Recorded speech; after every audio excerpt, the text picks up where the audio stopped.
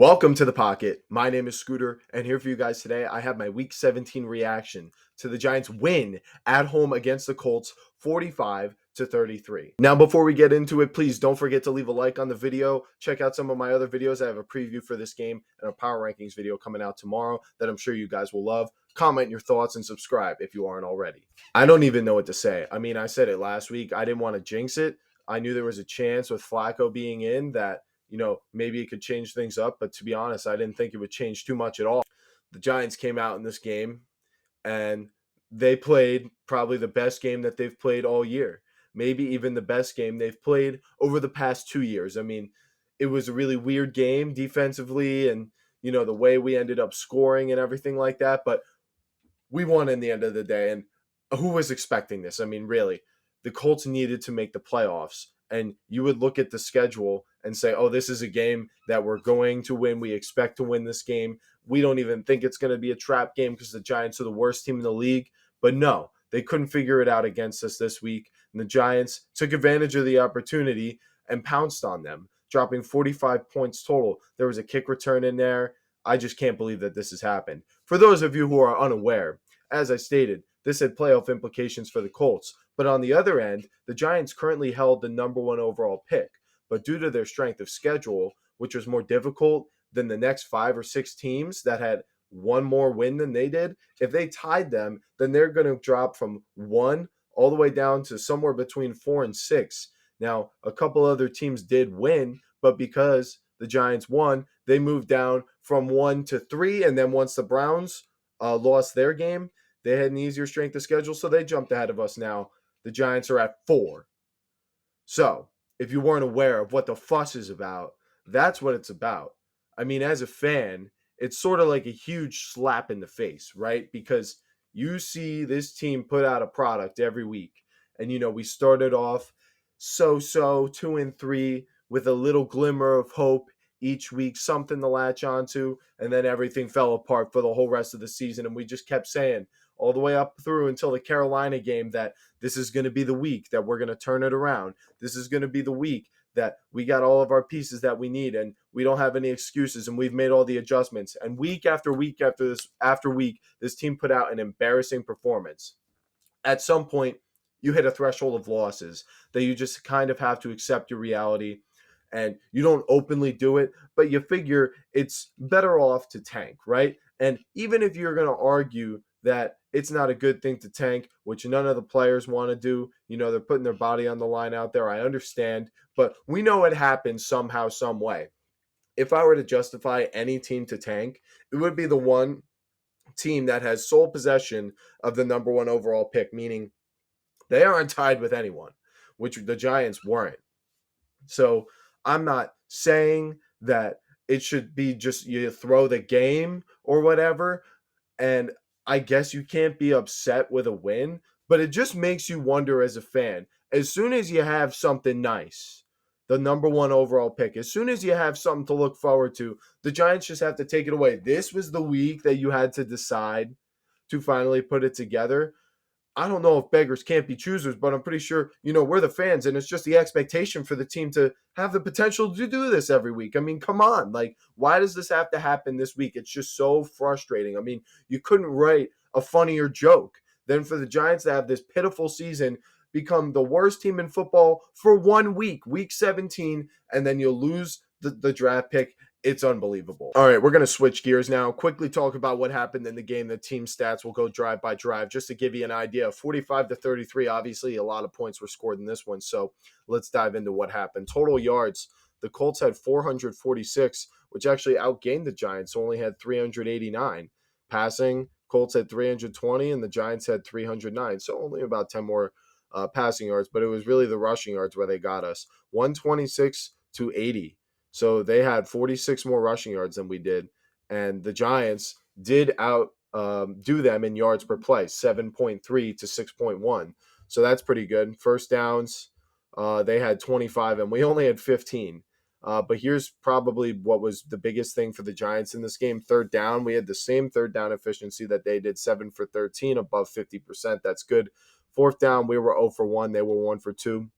sounds about right. Total plays, they ran 20 more than us. 73 to 53 total plays ran. Okay, Giants, they allowed 0 sacks in this game. So I guess the Colts pass rush, to be honest, I don't know if Latu is healthy or what's been going on there, but their pass rush, if they didn't have him, that would probably explain that. But the Colts did allow 2 sacks. I believe it was Nacho and Kayvon who got in there. Punting, the Colts only punted once. That's pretty amazing that they only punted once. Reminds me of the Commanders game. The Giants punted 3 times. Penalties, they did way better than us. 3 for 21 yards. We had 7 for 94. So not clean game from the Giants, but we lost 0 fumbles. We threw 0 picks. They had 1 fumble lost and 2 interceptions thrown. They did outgain us in time of possession. So they had 33 minutes and 23 seconds to our 27 or 26. Yeah, 26 and 37 seconds. So overall, it looks like even though they, in the less tangible, right, the less yardage stats, score stats, like penalties, turnovers, they did better than us in time of possession. They did better in punting. They did better in total plays. They got a 4th down. They ran more plays. So they did do some things better, but they had 3 turnovers that we didn't have. They allowed 2 sacks. That's a drive ender that we didn't allow. So we really made the big plays, at least on defense, to really hold back this offense of theirs. Passing the ball, Drew Lock had an amazing day, 309 yards for 4 touchdowns. Big reason for that was Malik Nabers, who went absolutely nuclear in this game. The 2 touchdowns that he caught were actually run after the catch. The first one looked like a simple wide receiver screen where he went inside of his block, who kicked out his guy, and then went back out, got up the sideline, and scored a touchdown that way. So the yards after catch was looking good. But he caught some jump balls. He caught like a sideline adjusting ball right in front of the pylon that almost was a 3rd touchdown. Well, it would have been his 2nd at the time. And then he caught another screen where he broke a tackle and ran about 40 yards for a touchdown. So he finished the game with 7 for 171 and 2. Great way for the rookie to be finishing the season. Wandale probably had his best game of the season. I mean, I haven't compared his stats to the other games, but 5 for 71 and a touchdown. The reason that I say it is the touchdown he caught was 5 yards, and that's what he does. But he caught a pass where he ran up the middle of the field and got all the way down to within the 10-yard line. And for about 15 of the previous yards, before he got tackled, there were 3 dudes chasing him right behind him, and he was actually breaking tackles. I've been complaining about him all year, not being able to get yards after the catch. And finally, like I said, in this game, he decides to do it. And then Slayton, who caught the 4th touchdown of Drew Lock, not the last one, just the last one I haven't spoken about, was it was a 10 or 15 yard inbreaker or crossing route where he caught it, the safety was cleared out, and he ran up the sideline for a touchdown. So great game passing. Tracy had 20 for 59 on the ground, and Singletary had 5 for 21. So the run game wasn't anything special. And then, as I explained, the defense made enough big plays to get the job done. As for the Colts, Flacco, 2 picks, 2 touchdowns, 330 passing. JT had 125 on 32 carries and 2 touchdowns. So pretty big game from him on the ground. Pierce and Pittman, both over 100 and a touchdown in this game. So they were getting some big plays downfield on us and, making it a little bit scary. But that was the game. That was the stats of the game. Quickly going over the drive-by-drive. And I'm pretty sure the way that this is listed it's like backwards. So it's a little confusing to read, but just give me a second now. So the Colts started off with a field goal to which the Giants responded with that Malik Nabers' first touchdown screen that he caught. And then in the second quarter, obviously it was 7-3 going into that. And we got the Slayton touchdown right there, 32 yards. The Giants were across midfield. I believe they were on like the 40 or no, they were on the 32-yard line when they completed that pass. Giants go up 13 or 14-3. Colts get another field goal, so it's 14-6. And then the Giants get their 3rd touchdown, the Wandale one, to make it 21-6. So the Giants took a commanding lead in this game in the second quarter already up 2 scores, 3 touchdowns on the day. Now, after that, Jonathan Taylor did manage to get the Colts across the goal line in the last drive of the half to make it 21-13. And then in the third quarter, like I said, to start things off, it was 21-13, but the Giants returned the opening kickoff. Amir Smith-Marset, another big play on special teams, 100-yard kickoff return for a touchdown. So it's 28-13. You were only up a touchdown. Now you're up 2. And they got a long way to go, the Colts. They score with Jonathan Taylor on a 26-yard touchdown run to make it one-score game. And then we enter the fourth quarter where they're, like I said, down 1 touchdown, 20-28. And then you get the Joe Flacco touchdown pass to Alec Pierce, and they fail the 2-point conversion. So they do not tie it up, which was a huge play in the game. And then the Giants get the ball back. And then this is the second Malik Neighbors touchdown. Just another screen to him. The Colts just could not tackle him. And what do you know? He went off in this game, scoring another touchdown on a screen. Great play calling by Brian Dable to expose the weakness of this Colts defense. So I guess, at least that's good to see. Flacco threw a touchdown to Pittman to make it 35-32 with 6 minutes left. And this is where you thought, all right, this might be all right. The Giants might still lose this game, right, if you were hoping for tanking. And then Drew Lock scrambled on the last drive for a touchdown to make it 41-33, extra point 42. Giants get the ball back off a turnover and kick a field goal, 45-33. That was the end of the game. So now that we've talked about the game, let's talk about the draft. Let's just address the elephant in the room. The Giants fall from the number 1 overall pick to the number 4 overall pick. The teams ahead of us these are all now 3-12 teams. So if the Giants don't win another game, we're not going any lower than 4, right? So there is that at least. But ahead of us are the Patriots, who are not looking for a quarterback, the Titans, who are, and then the Browns, who are. So there's Cam Ward and Shedeur Sanders right there. So unless if the Titans or the Browns win a game in the next 2 weeks, in the next week, we're not going to have the pick to get a quarterback, because even if the Patriots and Titans or Patriots and Browns are in front of us, we either have an opportunity to trade up and guarantee one of those 2 picks, or we could trade up. But yeah, so let's look at the schedule real quick, see who the Patriots are playing, who the Titans are playing, and who the Browns are playing, to see what are the chances for the Giants to move up in the very last week of the season. So the Patriots are playing the Bills. There's like a 90% chance they lose. I don't know if the Bills are going to be resting their starters. If I take a look at the playoff picture, then I can see that they're 13-3, and they're not getting the 1 seed. They're 2 games behind the Chiefs, and they're 2 games ahead of the Ravens. So in reality, if they wanted to rest their starters, they could very well do that. They're not going to move up or down in seeding, and you can spend extra time preparing your starters for the playoffs. So a man can dream, right? I mean, I wouldn't doubt that the Patriots aren't tanking for a quarterback, right? They could tank for a better draft pick, but they're not tanking for a quarterback. If they want to try to win this game this time around, they were pretty close last time. I could see them giving it a shot, giving the Bills a run for the money, especially if Mitch Trubisky's in there, which he very well might be. Now, so that's the Patriots. Let's talk about the Titans, who are playing the Texans. Texans kind of need to win. I mean, they're not going to get kicked out by the Colts. So I suppose if they wanted to just win the division at 9-8, they could do that. They're not going to change seed. They're going to be the 4 seed no matter what. So if they wanted to rest their starters too, they technically could. I don't think they will, though, just because they're not in as comfortable position as the Bills are. So that's the Titans. I think it's a sort of similar situation. And then our last team, the Browns, they are going to be playing the Ravens. Another situation where it's just like, I don't think the Ravens are moving up or down in playoff seeding. I mean, all 3 of these teams were playing the Bills, Ravens, and the Texans. They're playing 3 playoff teams, and they're all in the AFC, and all of those seeds are essentially decided. So there's a good chance all 3 of those teams rest their starters, and there's a universe out there where the Giants regain the number 1 overall pick, but maybe I'm coping. I don't know. You guys will have to let me know in the comments. Am I coping?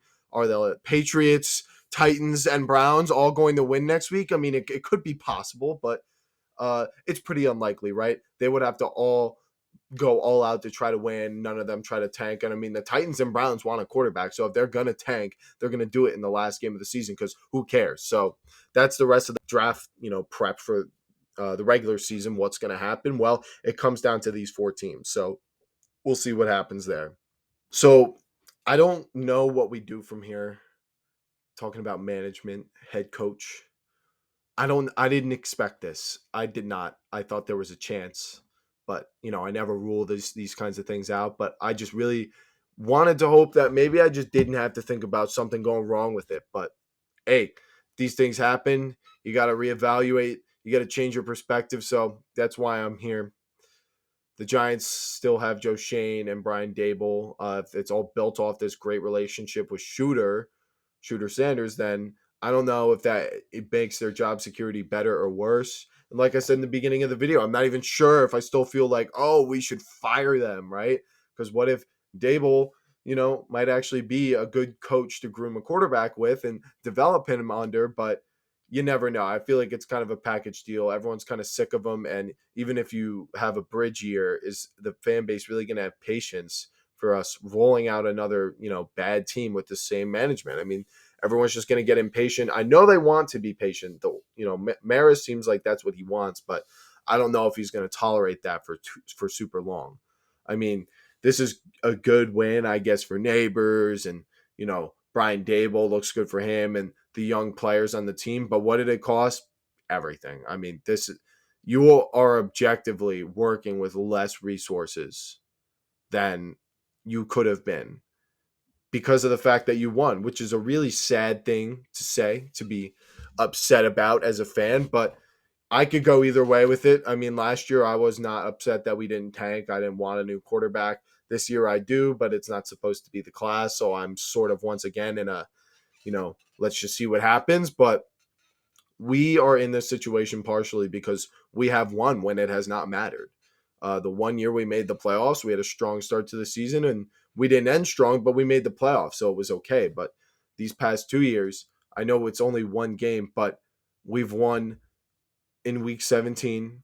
We went on the run with Tommy DeVito, winning 3 games that were meaningless to us ultimately because you're saying it's good for the culture, it's good for the roster, that we went 6-11 last year, but we have 3 wins this year. So for anyone who's arguing for a culture win, I think that's what actually is holding you back from changing the culture. Maybe you actually do need to get even better players than you are used to taking. Maybe the number 1 overall pick would help, whether you trade it for more draft capital or you select the best quarterback or player in the draft. Maybe it would help. I mean, objectively, we would have been in a better spot. That's all I'm saying. Um, so as far as Joe Shane and Brian Dable goes, I'll have a final take once the season's over, but I just don't know what we're supposed to do with them right now. I got to reevaluate and think about this week because this got spicy for no reason. I mean, I really didn't want to have to talk about this, but like I said, we're playing the Eagles next week. They should definitely beat us. They beat the Cowboys with their backups, but I guess you never know based off what we saw this week. Apparently the Giants are, a buzzsaw, and we put a desperate Colts team out of their misery by putting up 45 on them because we're just like that now, apparently. We're probably going to get the 4th pick if I had to predict it, just because, even though the Titans, Patriots, and Browns are going to be playing teams resting their starters, it's still DTR, Mason Rudolph, and Drake May's got the best shot against the Bills, I'd say. So maybe we can jump them, but we'll still be behind the 2 teams that need quarterbacks. So as far as for if we do fire Brian Dable and Joe Shane for GM, I honestly haven't thought about it. I don't know as much about the available general managers or assistant general managers like Joe Shane was, and who we should go after with that. But I do know for head coach, I don't know if Ben Johnson's going to want to leave the Lions, but if he was to become a candidate this year, I'd be very interested. But since he's not, someone who's a little bit more anticipated to be in the market this year is Mike Vrabel. Mike Vrabel, coaching the Titans, took that Titans team with Ryan Tannehill, and yes, they had Derrick Henry, and they had a solid defense that he was coaching. They took that Titans team to the AFC Championship and gave the Chiefs a run for their money. If it wasn't for a miracle scramble at the end of the first half, they might have won that game with all the momentum going the Chiefs' way at the end of that half. They beat that 1 seed Ravens, I'm pretty sure that same year, with Derrick Henry and Ryan Tannehill and the coaching and the mental preparation. They beat that Ravens team. And then they also hung in there with that Bengals team that made the Super Bowl. That team was competitive for years. Now, the ownership made some foolish decisions, trading away A.J. Brown, sticking with Tannehill for too long, kind of putting a Band-Aid on it, taking Will Levis, and then worst of all, they let go of Mike Vrabel. And look at them now; they're not in much of a better spot, are they? So, I would be very interested in Mike Vrabel if we needed a new head coach GM. Not too sure. Anything about a new quarterback? Saving all those takes for later in the season or later in the off season and things like that. There's going to be so much time to cover that stuff, and I can't wait to cover it for you guys. But that all just got changed majorly, and this is a big reason why, right? Because if I had, say, started scouting Cam Ward and Shedeur Sanders to try to compare them, well, we might not even have a shot at either of them. So I might have to look at like yours and Milrow and see if, or Carson Beck and see if they're the guy, right?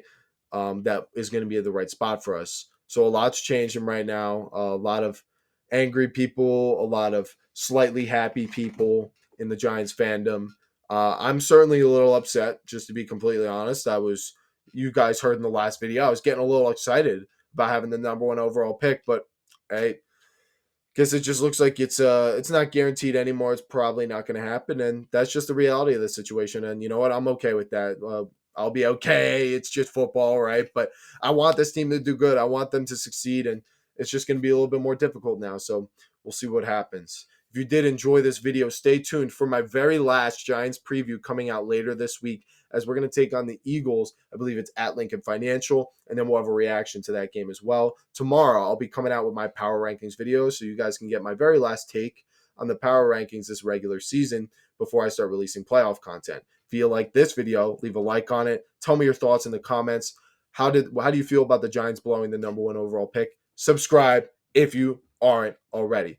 Thank you guys for bearing with me through that extended outro where I tell you to do all these different things. Please just do one of them. It would be really nice and appreciated. But if you do all of them, that's even better. And I appreciate that too. Hang in there, Giants fans. I'll see you in the next one. Thanks for watching, and peace out.